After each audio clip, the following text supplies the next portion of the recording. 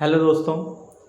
Start करते हैं। MCQ की बात कर रहे हैं। एमसीक्यू किसके नंबर वो जो नंबर 1 पे चैप्टर था, यानी कौन सा जो हमने लास्ट पार्ट खत्म किया था उससे पहले, स्वतंत्रता प्राप्ति के समय भारतीय अर्थव्यवस्था, हेडिंग डली हुई है स्वतंत्रता प्राप्ति के समय या फिर स्वतंत्रता के समय भारतीय अर्थव्यवस्था, ऐसा कुछ बताया था मैंने लास्ट पार्ट में।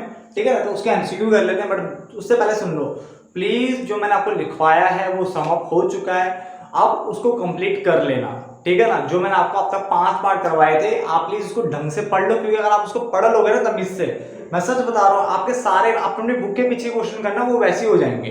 क्लियर है ना।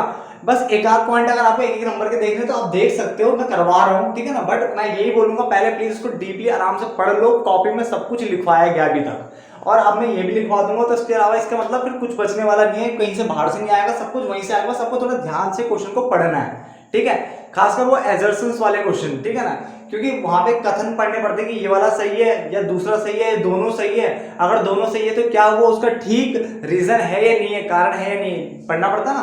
तो उनको सबको डीप पढ़ना पड़ेगा, आपको सारे आंसर मिल जाएंगे। आपने कॉपी में बिल्कुल ढंग से पढ़ा हुआ है, प्लीज ध्यान से पढ़ना। बस मैं बार बार यही बोलूंगा। ठीक है ना, बहुत आसान है। जैसे मैं एक आपको एक क्वेश्चन बताता हूँ, आपकी बुक में दिया हुआ है। ठीक है, इसको स्टार्ट करने से पहले जैसे मैं आपको एक एजर्शन वाला क्वेश्चन बताता हूँ। ठीक है, आपकी बुक में लिखा है, अभिकथन में लिखा हुआ है कि ब्रिटिश शासन के दौरान भारतीय व्यापार को आधिक्य प्राप्त हुआ।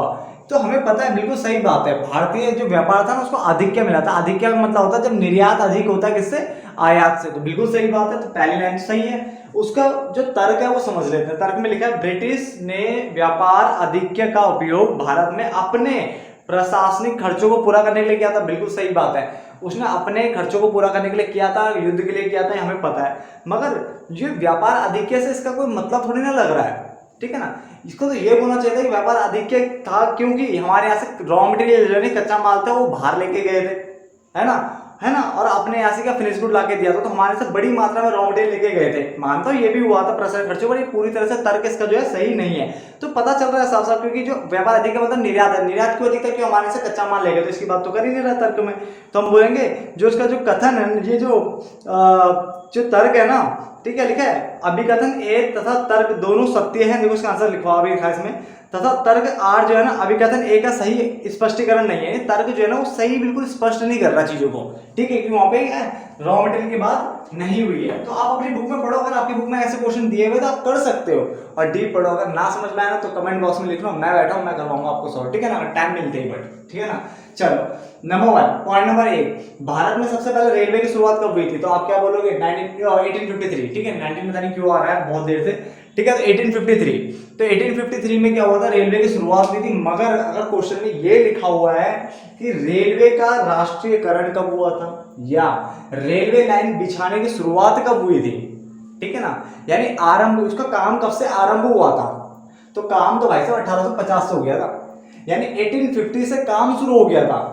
मगर रेलवे स्टार्ट चलनी कब से स्टार्ट हुई थी, पहले 1853 से। ये डीप याद रखना। ठीक है ना, आगे डैश आधारित संरचना में शिक्षा, स्वास्थ्य और आवासीय सुविधाओं को शामिल किया जाता है। ये शिक्षा यानी एजुकेशन, हेल्थ, हाउस, ये सब ना सोसाइटी यानी सोशल चीजों के अंदर आता है, यानी सामाजिक, समाज के अंदर आती है चीजें। ठीक है ना, यानी सोशल रेस्पॉन्सिबिलिटी है, सामाजिक के अंदर आएंगे। ठीक है ना, चलो आगे व्यावसायिक ढांचे से अभिप्राय। व्यावसायिक ढांचे जब मैंने आपको पढ़ाया था, ऑक्यूपेशनल स्ट्रक्चर पढ़ाया था, तो मैंने आपको बताया था वहां पर कार्यशील जनसंख्या का यूज करना अपने याद रखना, जिसको प्राथमिक द्वितीय तृतीय में तोड़ा गया था। प्राथमिक में 72.7 मैंने बताया था, द्वितीय में जहां तक मुझे याद है मैंने आपको 9% बताया था, और तृतीय में मैंने आपको 17.2% बताया था। ठीक है ना, तो वो यहाँ पे है।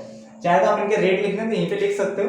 प्राथमिक के अंदर कितना था, 72.7% प्राथमिक के अंदर लगा हुआ था। द्वितीय में आपका 9% बुक में लिखा हुआ था ये, और तृतीय में 17.2।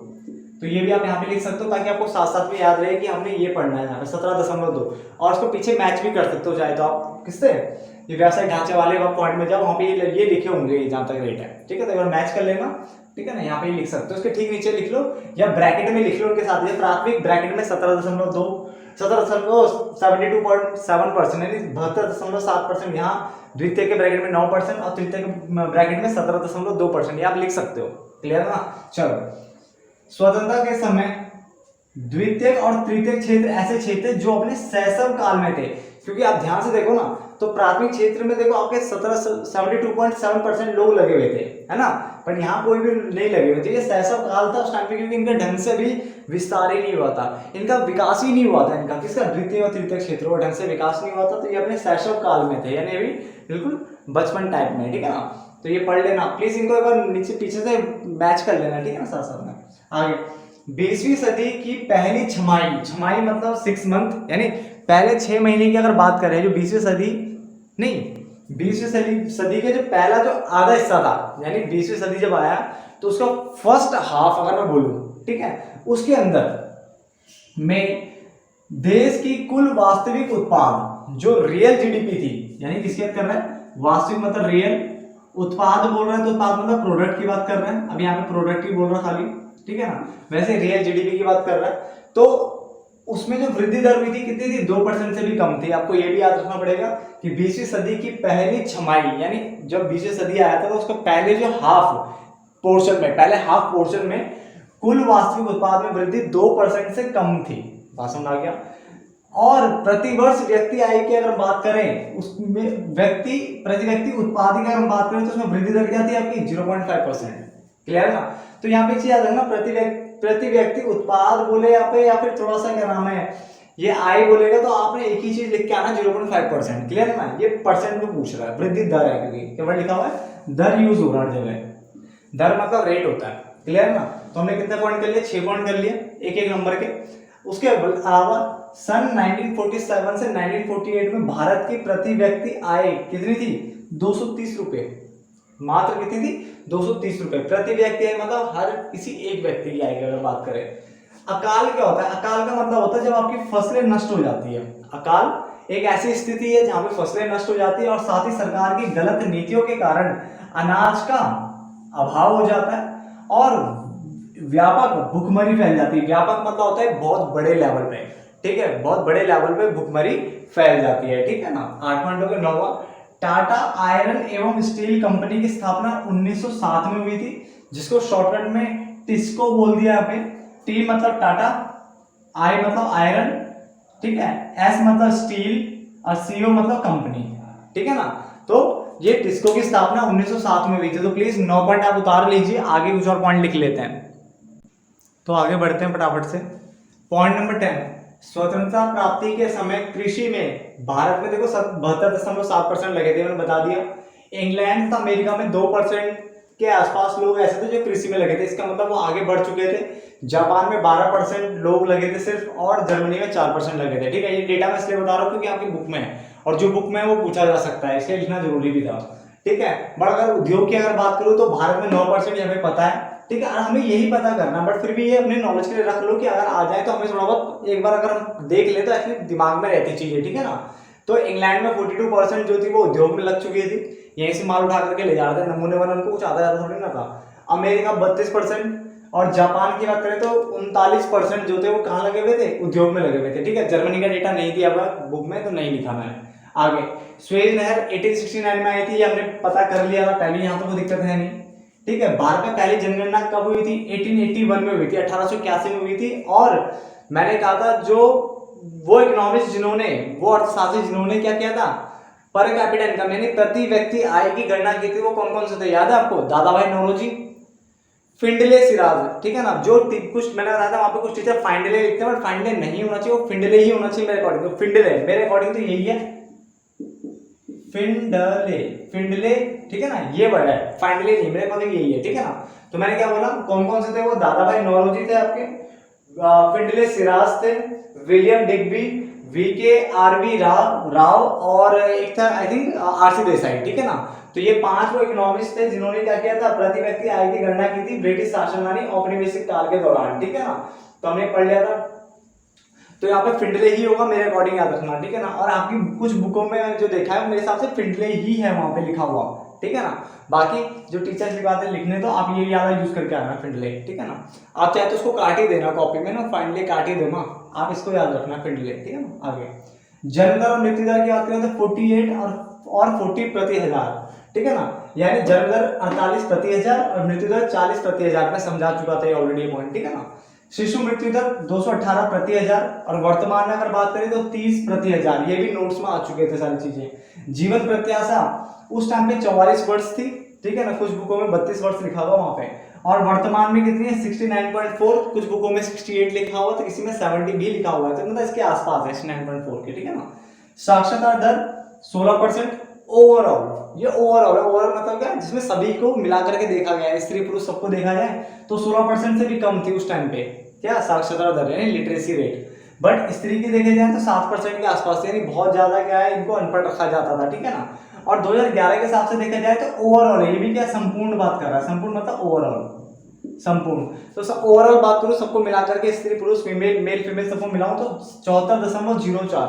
एक चीज और याद रखना, जब भी डेसिमल के बाद कोई चीज पढ़ी जाती है तो उसको अलग अलग पढ़ते हैं। कभी बहुत बच्चे ना, जैसे मान लो मैं यहाँ पे लिखूं 74 पॉइंट, मान लो मैं ये लिख रहा होता 87 लिखा होता, तो बच्चे क्या लिखते हैं 74.87%, ऐसे नहीं पढ़ते इसको, इसको पढ़ते हैं 74.87, यानी डेसिमल के बाद हर चीज को अलग अलग पढ़ा जाता है। ये आपको आज बता देता हूँ, जिसको नहीं पता था वो ध्यान रखना, ठीक है। जिनको पता था वेरी वेरी गुड, ठीक है। उसके लिए पहले ब्रिटिश सरकार की भेदभाव वाली शुल्क नीति को क्या बोलते हैं, उसको बोलते हैं विभेद मूलक प्रशुल्क नीति। क्या बोलते हैं, विभेद मूलक प्रशुल्क नीति, ठीक है। मैं एक बार चेक कर लेता हूँ उस पॉइंट को। जो ब्रिटिश सरकार की जो विभेदक नीति थी, विभेदक मतलब जिन्होंने भेदभाव करके जो लगाई थी, उसको क्या बोलते हैं, उसको बोलते हैं विभेद मूलक प्रशुल्क नीति, यानी डिस्क्रिमिनेटरी टैरिफ पॉलिसी, ठीक है। तो ये नाम याद रखना। उसके अलावा बंगाल का अकाल का पड़ा था 1969 से 1970 के बीच में, ठीक है ना। 1969 से 1970 के बीच में बंगाल का अकाल पड़ा था। और अगर मैं बता दूं अकाल में ना 8.5 मिलियन, ठीक है, और 1 मिलियन में 10 लाख होते हैं, तो सोच लो 8.5 मिलियन के अगर देखें, यानी 8.5 इंटू 10 लाख मल्टीप्लाई कर लो, ठीक है ना। तो जो इतने लोग जो थे, यानी कि तकरीबन 80 लाख 50 हजार समथिंग आएगा ना, मुझे आप देख लेना कैलकुलेटर में, ठीक है ना। तो 8.5 मिलियन लोगों ने क्या है वहां पे दम तोड़ा था अकाल में, ठीक है ना। जो ब्रिटिश शासन काल के दौरान जो बीचों बीच जितने भी देखे गए और उसके बाद भी देखा गया, ठीक है ना। तो अकाल में जहां तक देखा गया वो 8.5 मिलियन लोगों ने क्या है अकाल में दम तोड़ा गया था। मगर एक चीज और नोटिस करी गई कि स्वतंत्रता प्राप्ति के बाद ना, मतलब ऐसे कुछ देखने को नहीं मिला था इतना खास कि मतलब कि जहाँ अकाल से किसी की मृत्यु हुई हो, ठीक है ना। ये पॉइंट आपकी बुक में ही लिखा हुआ है, जहां तक मैं एक बार क्रॉस चेक कर लेता हूँ साथ साथ में। इसमें लिखा था स्वतंत्रता प्राप्ति के उपरांत अकाल से वैसे किसी की मृत्यु नहीं हुई थी, मगर याद रखना कि स्वतंत्रता प्राप्ति तक जो भी अकाल से पहले भी आए थे, अकाल बहुत आए थे, ठीक है ना। जब रेलवे थी तो जब रेलवे ने जाकर के बहुत सारे अकालों की क्या ऐसी तैसी कर दी थी, क्योंकि अब हर जगह क्या खाद्य सामग्री पहुंचाई जा सकती थी। तो तब तक अगर देखा जाए ना, तो तब तक जो है 8.5 मिलियन लोग तो वैसे भी जा चुके थे, ठीक है ना। किस कारण, अकाल के कारण, कि अकाल के कारण मृत्यु हो गई 8.5 मिलियन, सोचो, ठीक। और सबसे बड़ा अकाल बोलेगा तो भाई ये बंगाल का अकाल ये हुआ था यहाँ पे, ठीक है। बट स्वतंत्रता प्राप्ति तक जो अकाल आए थे उसमें कितने लोगों ने जान दी थी, तो आई थिंक 8.5 मिलियन लोग हैं, ठीक है। तो इतने लोगों ने यहाँ पे क्या की थी, जान दे दी थी, ठीक है। तो इस पॉइंट को आपको याद रखने की जरूरत है नहीं, ऐसे इस वाले को छोड़ दो, बस इतना याद रखना, ठीक है ना। 2-3 पॉइंट और करते हैं फिर क्लोज करते हैं इस चैप्टर को। तो आगे देखना, एक ही पॉइंट है खाली मेरे पास। सन 1948 में हमने ऑलरेडी पढ़ लिया था ये पॉइंट भी कि 14% जनसंख्या जो थी वो शहरी थी, शहरी मतलब शहरों में रहती थी। आप पूरा लिख सकते हो कि केवल 14% जनसंख्या शहरी क्षेत्रों में रहती थी, और जो 86% जो जनसंख्या थी वो गांव में रहती थी, तो इस तरह से लिख सकते हो। उसके अलावा आयरन स्टील जो मैंने बताया ना आपका, टाटा वाला जो टाटा आयरन स्टील था, वो मैंने अभी आपको सन तो बता दिया है। वो अगर वो स्थान पूछता है कि कौन सी जगह पे था, तो जमशेदपुर, क्या था, जमशेदपुर, ठीक है ना। जमशेदपुर वहां पे लिख लेना आप, ठीक है ना। तो मेरे हिसाब से कंप्लीट हो गया, क्योंकि हमने ऑलरेडी क्या है उसके अंदर कर लिए थे, चैप्टर के अंदर ही हमने सारे कंप्लीट कर दिए थे, तो कुछ बचा नहीं इस चैप्टर में कुछ ऐसा खास कि आपको एक्स्ट्रा करा सकूं, ठीक है। फिर भी मैंने कुछ पॉइंट्स करा दिए, ठीक है, ताकि आपका एक तो रिवीजन हो जाए, कुछ पॉइंट मैंने रिपीट कर दिए जो चैप्टर में भी थे, यहाँ पे भी थे, रिपीट कर दिए, और कुछ एक आध पॉइंट आपको नए भी दिखे होंगे, ठीक है ना। तो फिर मिलते हैं नेक्स्ट पार्ट में, यानी नेक्स्ट पार्ट तो नहीं बोलूंगा, नेक्स्ट चैप्टर बोलूंगा, चैप्टर नंबर 2, जहाँ पे हम करेंगे, और उसकी भी हम थ्योरी बिल्कुल अच्छे से करेंगे, ताकि अगर हमें एमसीक्यू करने पड़े तो कुछ गिने चुने करने पड़े, क्योंकि हमारा एमसीक्यू उसी के अंदर ही कवर हो जाता अच्छे से, क्योंकि मैं आपको पूरा नोट्स करवाने वाला हूँ तरीके से, ठीक है ना। तो फिर मिलते हैं फिर नेक्स्ट वीडियो में, तब तक के लिए धन्यवाद दोस्तों।